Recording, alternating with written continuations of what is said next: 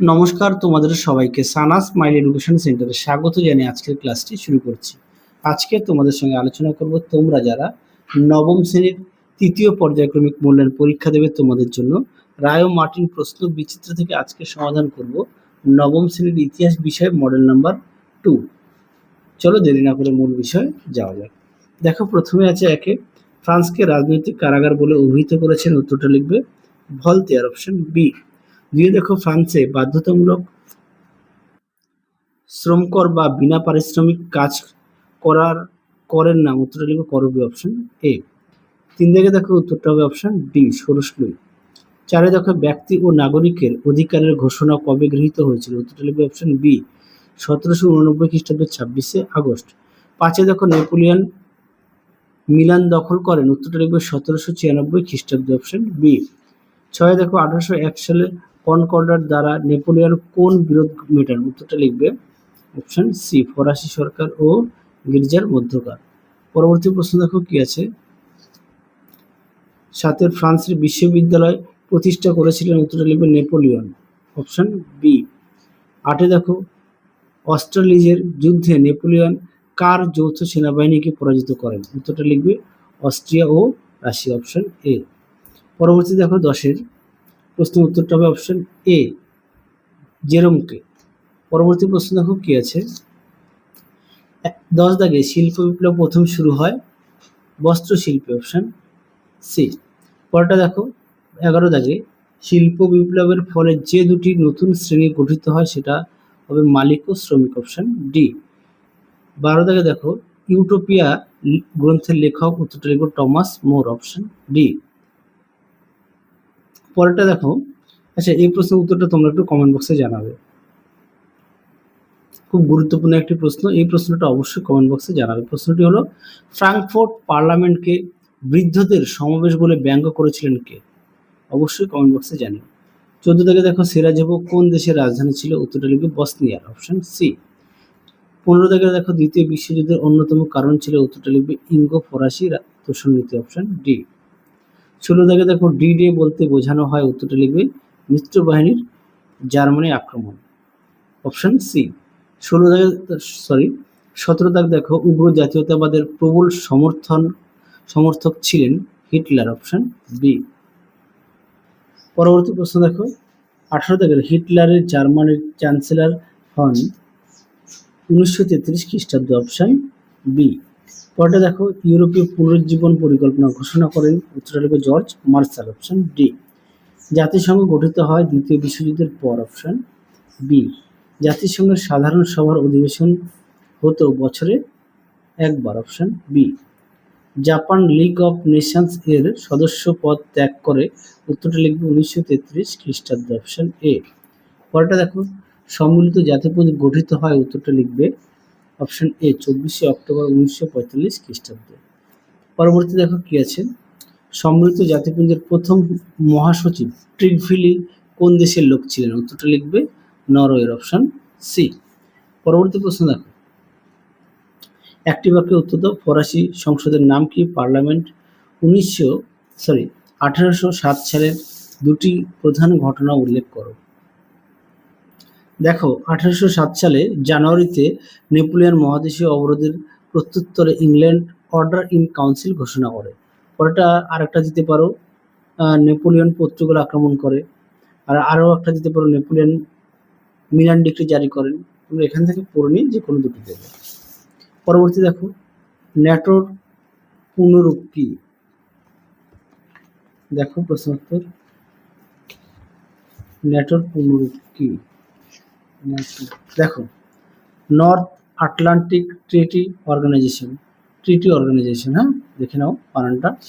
পরবর্তী দেখো কি আছে, 5 দাগের জাতিসংঘের গঠনের সময় কোন দুটি অন্যতম শক্তিশালী দেশের সদস্য ছিল না, উত্তরটা লিখবে জার্মানি ও জাপান। পরবর্তী দেখো কি আছে, 2 দাগের শূন্যস্থান পূরণ, ক্যাম্পো ফর্মিও এর চুক্তি স্বাক্ষরিত হয়েছিল 1797 সালে। দিয়ে দেখো ইংল্যান্ড দেশটি বিশ্বের কর্মশালা নামে পরিচিত ছিল। 3 দেখো 1935 সালে মুসোলিনি আবিসিনিয়া আক্রমণ করেন। 4 ইয়াল্টা সম্মেলনে রাশিয়ার প্রতিনিধিত্ব করেন স্ট্যালিন। পরেরটা দেখো সত্য মিথ্যা, এক একটা হবে মিথ্যা, দুই একটা হবে সত্য, তিন একটা হবে সত্য, চার একটা হবে মিথ্যা। চারের সঠিক উত্তর হবে নিউ ইয়র্ক। পরবর্তী প্রশ্ন দেখো, কয় স্তম্ভের সঙ্গে ক্ষয় স্তম্ভ মেলাও। কি আছে, এক একটা হবে সি, দুই একটা হবে ডি, তিন একটা হবে এ, চার একটা হবে বি। এবার দেখো তিন দাগের প্রশ্নমান দুই, একে আছে বিপ্লব পূর্ব ফ্রান্সের তিনটি শ্রেণী কি কি ছিল। দেখো প্রশ্ন উত্তর তোমরা এখান থেকে পড়ে নিয়ে লিখবে তিনটি শ্রেণী। পরবর্তী প্রশ্ন দেখো কি আছে, দুই দাগের ফরাসি জনগণ কেন বার্সিল দুর্গ আক্রমণ করেছিল।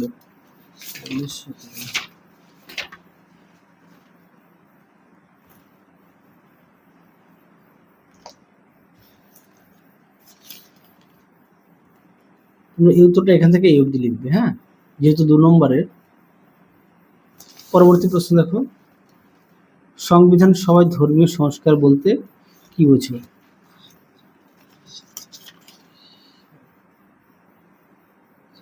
দেখো ধর্মীয় সংস্কার, এখানে দেখো পয়েন্টটা দেওয়া আছে, তোমরা উত্তরটা ঠিক এখান থেকে এই অবধি লিখবে,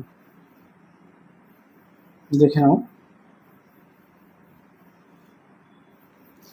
পরবর্তী দেখো কি আছে, পরবর্তী দেখো 4 দাগের নেপোলিয়ন প্রথম সামরিক সাফল্য কি ছিল। দেখো এই প্রশ্ন 1793 সালের ডিসেম্বর মাসে তুরন অবরোধ ইংরেজ ও স্পেন নৌবহরকে সরি নৌবহরকে ফরাসি বন্দর থেকে পিছু হাঁটতে বাধ্য করেন এবং 24 বছর বয়সে তার অসাধারণ সামরিক কৌশল ও বুদ্ধিমত্তার পরিচয় দিয়ে খ্যাতি অর্জন করেন। আশা করি দেখে নিয়েছো। পরবর্তী দেখো কি আছে, পরবর্তী দেখো 5 দাগের পিরামিডের যুদ্ধ কবে কাদের মধ্যে হয়েছিল। দেখো প্রশ্নের উত্তর,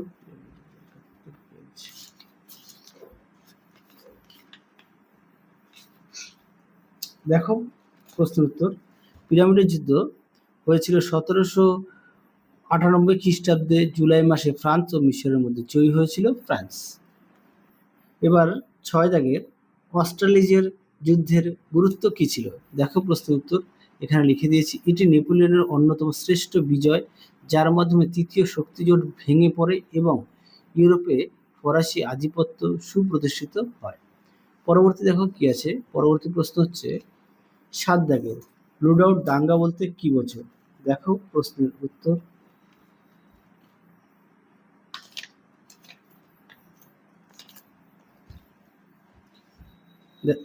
দেখো প্রশ্ন উত্তর, উত্তরটি এখান থেকে এই পর্যন্ত লিখবে।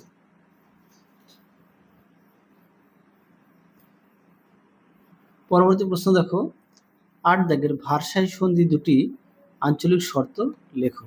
দেখো প্রশ্নের উত্তর, দেখো প্রশ্নটির উত্তরটি তোমরা এখান থেকে লিখবে,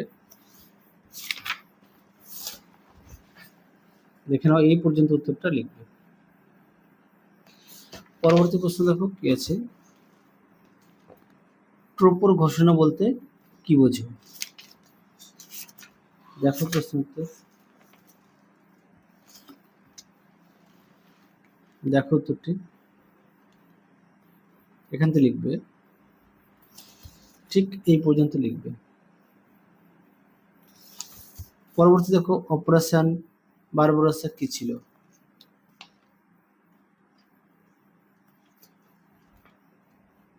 দেখো উত্তরটি এখান থেকে এই পর্যন্ত লিখবে। পরবর্তী দেখো 11 দাগের পটসডাম সম্মেলনে কোন কোন নেতা অংশগ্রহণ করেছিলেন। দেখো প্রশ্ন উত্তর,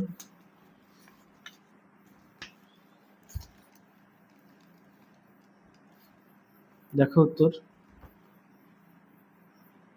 এখান থেকে এই পর্যন্ত উত্তরটা লিখবে।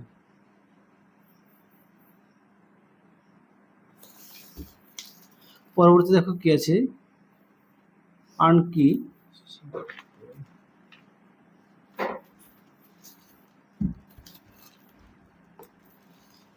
দেখো আন্ড্রাকি, সরি হ্যাঁ, আন্ড্রাকি, এখান থেকে এই পর্যন্ত লিখবে উত্তরটা, এখান থেকে এই পর্যন্ত উত্তরটা লিখবে।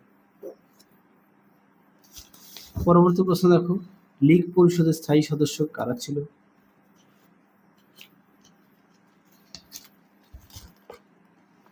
দেখো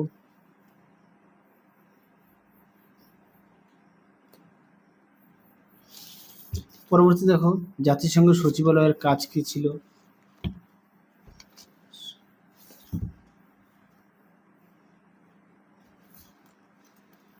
দেখো উত্তরটি। পরবর্তী প্রশ্ন দেখো সম্মিলিত জাতিপুঞ্জের দুটি ত্রুটি উল্লেখ করো।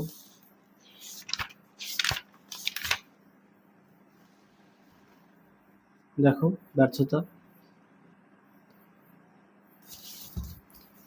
পরবর্তী দেখো প্রশ্ন কি আছে, পরবর্তী প্রশ্ন আছে 4 দাগের, যার প্রশ্নের মান 4। কি আছে, ফ্রান্সের দৈব রাজতন্ত্র এর স্বরূপ ব্যাখ্যা করো। দেখো প্রশ্ন উত্তর।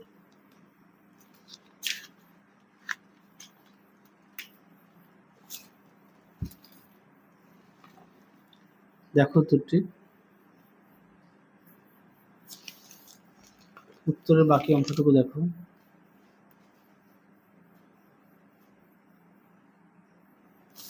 পরবর্তীতে দেখো জেকোবিন ও জিরান্ডিনদের মধ্যে বিরোধের কারণ ও ফলাফল আলোচনা করো। দেখো প্রশ্নটি, দেখো এখানে দেওয়া আছে জিরান্ডিন আর জেকোবিন। হ্যাঁ, তোমরা একটু পড়ে নিয়ে লিখবে। আর সন্ত্রাসের শাসনটা একটু দেখে নাও।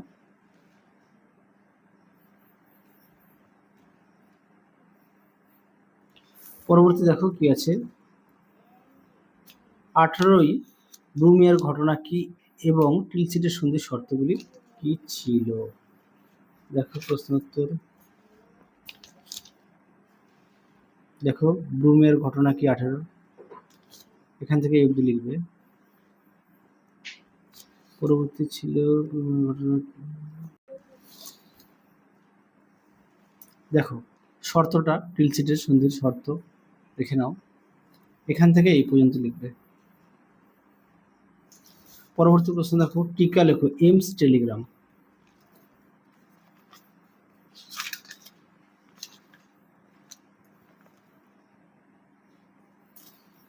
দেখো প্রশ্ন উত্তর, তোমরা এখান থেকে লিখবে।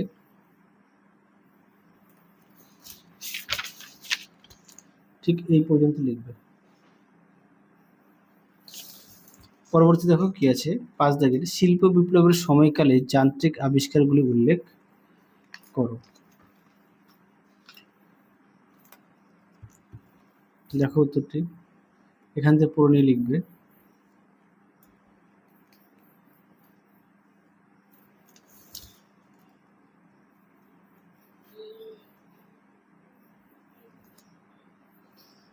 পরবর্তী প্রশ্ন দেখো রোম, বার্লিন, টোকিও অক্ষশক্তি কিভাবে গঠিত হয়? দেখো প্রশ্ন উত্তরটি সুন্দর করে দেওয়া আছে, তোমরা অবশ্যই পড়ে নিয়ে লিখবে।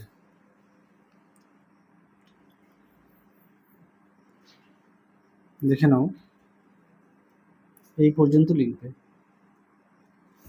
পরবর্তী দেখো আন্তর্জাতিক ক্ষেত্রে রুশ বিপ্লবের কয়েকটি প্রভাব লেখো। দেখো, দেখে নাও উত্তরটি।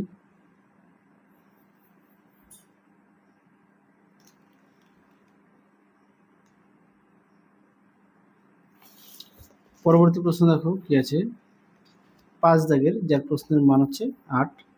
এতক্ষণ দেখালাম প্রশ্নমান 4। 1 দাগে আছে নেপোলিয়ন কিভাবে জার্মানি ও ইটালিকে পুনর্গঠন করেছিল? দেখো প্রশ্ন উত্তর। দেখো প্রশ্ন উত্তরটি সুন্দর করে দাও, প্রশ্নটা দেখে নাও, উত্তরটা দেখে নাও, সুন্দর করে দেওয়া আছে, তোমরা অবশ্যই পড়ে নিয়ে লিখবে।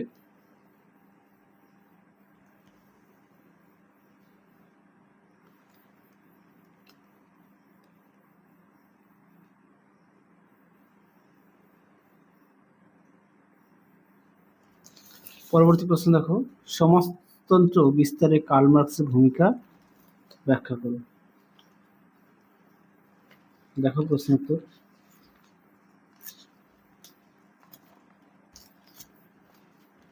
দেখো প্রশ্ন উত্তরটি সুন্দর করে দেওয়া আছে, তোমরা অবশ্যই ভালো করে পড়বে।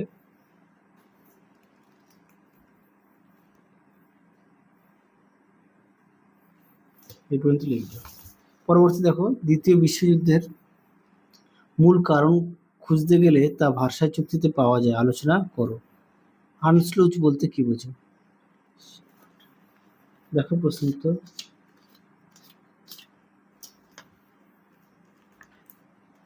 দেখো উত্তরটি।